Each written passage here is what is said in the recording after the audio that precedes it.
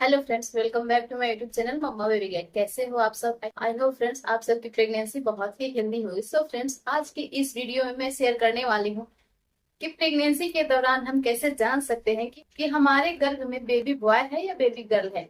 So friends, मैं अपने pregnancy से रिलेटेड मैं बात करूंगी। कोई भी बनी बनाई बात आप सबके साथ शेयर करने वाली नहीं हूँ। बिल्कुल परफेक्ट ट्रूथ बात शेयर करने वाली हूँ आप सबके साथ। तो बने रहिए इस वीडियो में हमारे साथ। सो फ्रेंड्स, आप सबको पता ही होगा, हमारे पुराने व्यूवर्स होंगे तो आप सबको पता होगा कि मेरे दो बेबी है, एक गर्ल है एक बॉय है। तो मैं अपने बेबी बॉय के समय के सिम्टम्स या संकेत कह लीजिए, लक्षण कह लीजिए, आप सबके साथ शेयर करने वाली हूँ कि गर्भावस्था के समय में ही मुझे कैसे पता चला था कि गर्भ में बेबी बॉय ही होने वाला है। सो उसी से रिलेटेड बातें आप सबके साथ शेयर करने वाली हूँ, तो बने रहिए वीडियो में एंड तक। सो फ्रेंड्स, पहली लक्षण जो आप सबके साथ शेयर करने वाली हूँ ये बिल्कुल परफेक्ट है मेरे प्रेगनेंसी से। आप सबके साथ कैसे है कमेंट्स में जरूर बताइएगा कि बेबी मूवमेंट के समय, कि किस महीने में बेबी मूवमेंट करना शुरू होता है, किस महीने में आपकी बेबी मूवमेंट की शुरुआत होती है, आपको कब फील होती है।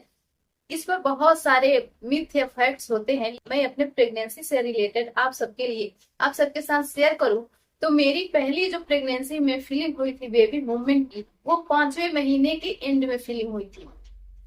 5वें महीने के एंड में फील हुई थी। इसके बारे में बड़े बुजुर्गों तो कहते ही है कि 5वें महीने के एंड में अगर आपको बेबी मूवमेंट की पता चलता है, फील होती है, तो गर्भ में बेबी बॉय होता है। तो गर्भ में बेबी बॉय होता है।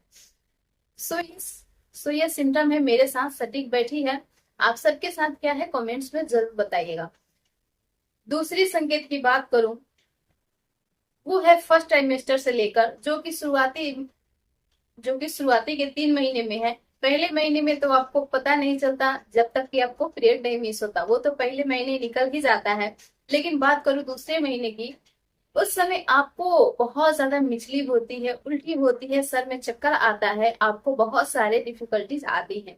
बहुत सारे प्रेगनेंसी में बहुत सारे ज्यादा कॉम्प्लिकेशन होते हैं और कई कई प्रेगनेंसी में यानी कि 10% प्रेगनेंसी में ही कम कॉम्प्लिकेशन होते हैं, ऐसा मैंने सुना है। और अपने प्रेगनेंसी के समय ये मैंने रियलाइज भी किया है कि प्रेगनेंसी जैसे ही कंसीव होता है ना, हम महिलाओं के बॉडी में बहुत सारे डिफिकल्ट हार्मोन रिलीज होने लगते हैं, जिसके कारण बहुत सारे महिलाओं की बॉडी एक जैसे रहती है, पहले ही जैसे रहती है, उनकी बॉडी उसी में घुल मिल जाती है बहुत ही जल्दी। और बहुत सारे महिलाओं की जो बॉडी है घुल मिल नहीं जाती है, उसी हार्मोन्स के कारण उनकी तबीयत बिगड़ने लगती है। उनके हार्मोनल इम्बेलेंस के कारण बहुत सारे बदलाव होने लगते हैं। तो इसी को कभी कभी हम लक्षण नाम दे देते हैं, संकेत नाम दे देते हैं। बट कहीं ना कहीं ये थोड़ी सी भी सच्चाई है कि बहुत ज्यादा अगर आपको कॉम्प्लिकेशन रहते हैं प्रेगनेंसी में, फर्स्ट ट्राइमेस्टर में, याद रखिएगा फर्स्ट ट्राइमेस्टर की मैं बात कर रही हूँ, अगर आपको फर्स्ट ट्राइमेस्टर प्रेगनेंसी में कॉम्प्लिकेशन रहती है तो बेबी बॉय के लक्षण होते हैं। सेम वैसा ही मेरे पहली प्रेगनेंसी में हुआ और पहले मेरे साथ जो है बेबी बॉय है, जो वह बेटा मेरा 6 साल का हो गया है। दूसरी जो लक्षण जो मैं आप सबके साथ शेयर करने जा रही हूँ वो है आपके लीनिया नाइग्रा से रिलेटेड। जी हाँ, प्रेगनेंसी में बहुत ज्यादा ये भी महत्वपूर्ण रखता है लीनिया नाइग्रा।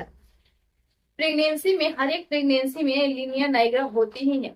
इसमें थोड़ा बहुत डिफरेंस ये होता है कि डार्क बॉडी वाली, डार्क स्किन वाली महिलाओं को थोड़ी सी कम दिखाई देती है लीनिया नाइग्रा, और जिसकी स्किन फेयर रहती है, गोरे रंग की जो त्वचा वाली औरतें होती हैं, उनकी स्किन पे बहुत ज्यादा डार्क दिखाई देती है ये लीनिया नाइग्रा। कह सकते हैं कि बहुत ज्यादा अलग से भी देख सकते हैं। तो ये लीनिया नाइग्रा है, बहुत ही इससे लोग ऑब्जर्व करते हैं इससे क्या होने वाला है। कभी कभी केसेज में सही भी हो जाते हैं और कुछ केसेज में सही नहीं भी होते हैं। मेरे केसेस में क्या थे आप सबको बताती हूँ। मेरे केसेस में जब मैंने बेबी बॉय कंसेप्ट किया था उस समय लीनिया नाइग्रा नाभि के नीचे टेढ़ी टेढ़ी गई थी, यानी कि जिगजैग लाइन होके गई थी, और नाभि के ऊपर से हल्की पतली थी। तो ऐसा होने से अगर कहा जाता है, कह सकते हैं बेबी बॉय होता है, तो ये मेरे में 100% सही था। और ऐसा होने से अगर नहीं होता है तो इसके बारे में कुछ नहीं कर सकते हैं। इस पर आप लोग सवाल कीजिएगा, कमेंट कर सकते हैं कि आपके बेबी गर्ल के समय ये लीनिया नाइग्रा कैसी थी। तो अगर कमेंट कीजिएगा तो मैं इस पर भी वीडियो बना दूंगी। अगले लक्षण की बात करूं तो सेकेंड ट्राइमेस्टर में आता है, वो है खाने पीने से रिलेटेड चीजों को लेकर। क्योंकि जैसे ही प्रेगनेंसी कंसीव होती है वैसे ही तो बहुत सारे डिफिकल्टीज का सामना करना पड़ता है। उसके बाद जैसे ही सेकेंड ट्राइमेस्टर की शुरुआत होती है, प्रेगनेंसी ऐसा लगता है कि थमसा गया है, दिन ही नहीं निकल रहा है। उस समय बहुत से ऐसे चीजें होती हैं जिनको हमको खाने को मन करता है, यानी कह सकते हैं क्रेविंग होते रहती है। जो भी चीज हमने कुछ साल पहले तक नहीं खाया है या कुछ दिनों पहले तक, उन सब चीजों की याद आती है। अगर याद आती है तो बड़े बुजुर्गों से आपने सुना होगा कि अगर मन में ये चीज आ गई तो उसे थोड़ा ना थोड़ा टेस्ट कर लेना ही चाहिए प्रेगनेंसी की अवस्था में। ऐसा आप लोग के यहाँ होता है तो कमेंट्स में जरूर बताइएगा। इसी को कहते हैं कि मीठा और नमकीन। बहुत से प्रेग्नेंट महिलाओं को बहुत ज्यादा मीठा नमकीन होता है, मीठा पसंद होता है खाने को, उनको मीठा खाने की क्रेविंग होती है। तो इससे कहा जाता है कि गर्भ में लड़का होता है मीठा खाने से मेरे भी साथ ये भी हुई थी कि मुझे भी बेबी बॉय के समय बहुत ही ज्यादा मीठा खाने को मन करता था। ये मेरे सेकेंड ट्राइमेस्टर के लास्ट एवं थर्ड ट्राइमेस्टर तक ये मेरी क्रेविंग ऐसे चलती रही। अगली संकेत की बात करूं, कहा जाता है कि स्तनों के उतार चढ़ाव से यानी कि बदलाव से ये भी हम कह सकते हैं कि गर्भ में क्या होने वाला है, क्या पल रहा है, कि आपके गर्भ में क्या पल रहा है, बेबी बॉय या बेबी गर्ल। तो निप्पल की अगर बात करें तो निप्पल, अगर फर्स्ट टाइम प्रेग्नेंट हो आप तो निप्पल में बहुत ज्यादा चेंजेस आपको देखने को मिलेगी, क्योंकि फर्स्ट टाइम प्रेगनेंसी में ही आपको पूरे बॉडी में बदलाव नजर आते हैं। सेकेंड टाइम में उतना आपको महसूस नहीं होगा, क्योंकि फर्स्ट टाइमेस्टर के अपेक्षा सेकेंड टाइमेस्टर में बहुत ज्यादा रियलाइज नहीं होता है। बदलाव तो होता है लेकिन आपको रियलाइज बहुत कम होता है। इसलिए फर्स्ट टाइमेस्टर में बहुत ज्यादा बदलाव होने के कारण आपको रियलाइज भी होता है कि स्तनों में जो निप्पल होती है उनकी डार्कनेस की एरिया जो है बहुत दूर तक फैल जाती है। निप्पल में छोटे छोटे दाने आने लगते हैं, उसमें छोटे छोटे दाने आने के कारण उसमें कह सकते हैं कि थोड़ा बहुत हमको दर्द भी होता है। लास्ट टाइमेस्टर प्रेगनेंसी के समय उसमें से पस भी निकलने लगता है, यानी कि कह सकते हैं पानी के जैसे भी निकलने लगता है। तो वो कह सकते हैं कि प्रेगनेंसी जैसे ही हेल्दी रहती है, जैसे ही प्रेगनेंसी, जितना प्रेगनेंसी आपकी हेल्दी रहती है उतना ही आपकी बेबी के लिए, ग्रोथ के लिए अच्छा होता है। और बहुत जल्दी ही आपके ब्रेस्ट में दूध बनना शुरू हो जाता है। दूध जो होता है उसकी प्रोड्यूसन आपकी बॉडी शुरू कर देती है।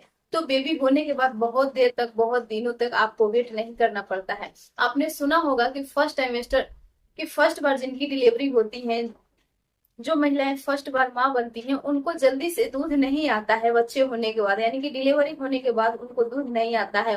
2 दिन, 3 दिन, 4 दिन, 5 दिन के बाद उनको दूध आना शुरू होता है धीरे धीरे। उस समय तक बच्चा को बहुत ज्यादा थोड़ी सी कह सकते हैं बच्चे की रोने की जो आपको है बहुत ज्यादा आपको झेलना पड़ सकता है। इसलिए आपकी प्रेगनेंसी हेल्दी होना बहुत जरूरी है। साथ ही साथ मैं ये भी कहना चाहूंगी कि इस वीडियो से आपको बहुत सारे चीजों के बारे में पता लगा होगा कि बेबी बॉय के समय क्या महसूस होते हैं, क्या बदलाव होते हैं आपके बॉडी में, क्या सिम्टम देखने को मिलता है, क्या संकेत होते हैं। सो आप सभी कमेंट्स करके जरूर बताइएगा।